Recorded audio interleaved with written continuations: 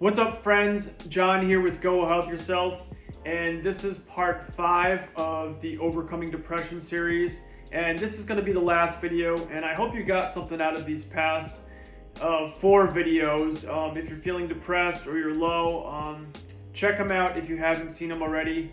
And as you saw in the title, become your own drill sergeant. And what do I mean by that? Well,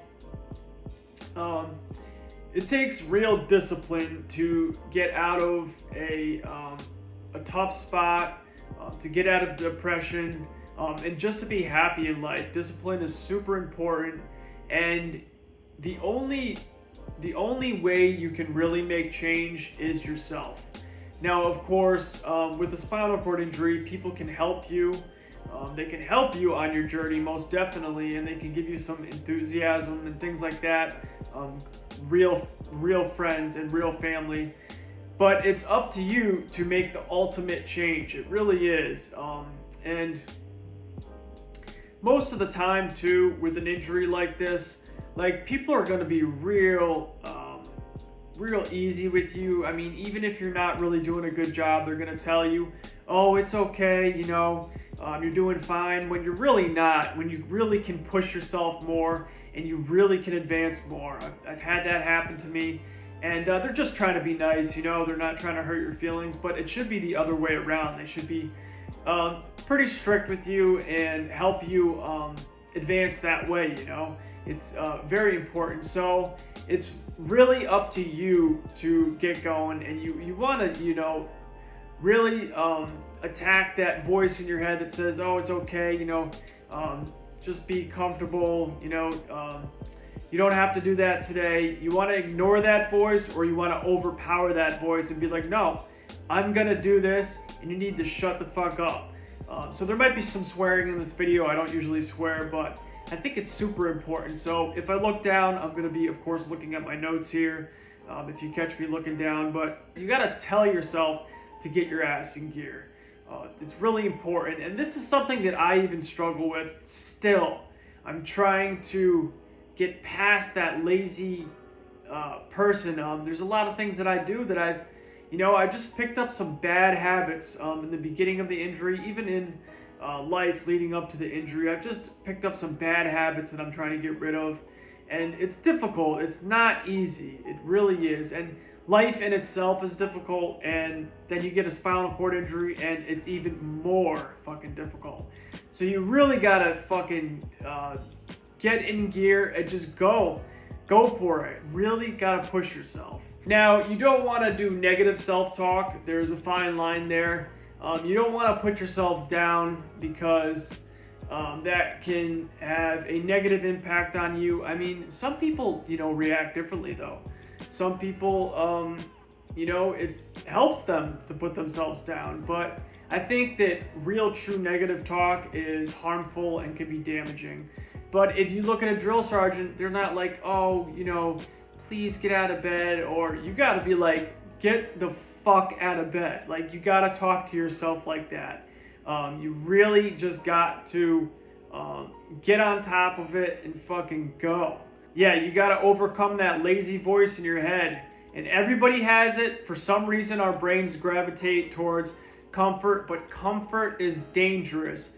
No one has never made any change in the comfort zone. It's important that you get out of the comfort zone.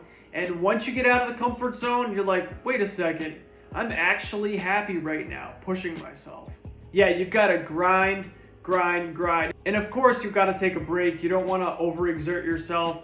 You've got to take, you know, some time for yourself to recharge. So that's important as well. And it's you know, you got to be careful, because it's really easy to procrastinate, or say, you know, tell yourself I got to take a break when it's not that time. So you got to watch out for that as well. So it's hard to get through to someone through a video, and you can watch a million motivation videos and it might motivate you a little bit, but discipline is the answer. You got to discipline yourself. I have a poster on my wall, and I got it from Jocko. I can't remember, I think it's Jocko Willink, I think his last name is. he's got a podcast, and he's a former Navy SEAL, and he's all about discipline, and he can really provide some insight. But I got this poster from one of his talks. I actually printed it out and put it on my wall behind my workout machine here, and it says, "Discipline, stay humble, take ownership of everything," which everything is technically your responsibility. Choose the hard path, which is an important one. You are the leader of your life, and this will ultimately lead to freedom. And this is the absolute truth. And like I said, it's hard to get through someone through a video, but you just gotta do it yourself. You gotta put your feet down, maybe if you're not in a wheelchair, but put your wheels down and freaking go forward. Full steam ahead. So even myself, I've plateaued with working out. I've been working out for religiously close to, I gotta say, almost 5 years now. 4 days a week, very strict routine, and I've plateaued. It's to the point where I need to do different exercises to create more strength. I really do need a new machine. This machine has been a blessing, but I need a new machine that can create different positions of workouts and things like that, heavier weights.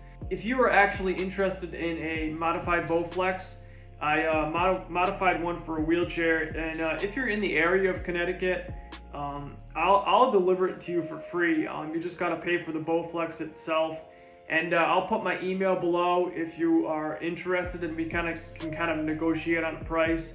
I'm definitely looking to get a new machine, and if you're serious about working out and this is something you want, let me know in the email and we can work something out.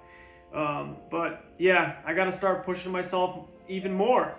And what's pretty awesome is there's a big goal that I'm really close to accomplishing, and I'm gonna have to go on to the next goal. But that's how it works. You know, you set goals, you work towards them, and you accomplish them. You gotta start real small. It's like working out. Like you're not gonna start benching 300 pounds. You gotta start with a real small amount of weight and gradually escalate. That's like goals. You gotta start small and take steps, and eventually you'll accomplish the goal. It takes time, and unfortunately we are creatures of instant gratitude, or instant gratification, and we want something right now within this fast-paced world. But it takes time. You just gotta be patient. That's why they say patience is a virtue. It really is. And if something isn't working towards a big goal, change your game plan. Try a different approach, but you gotta try again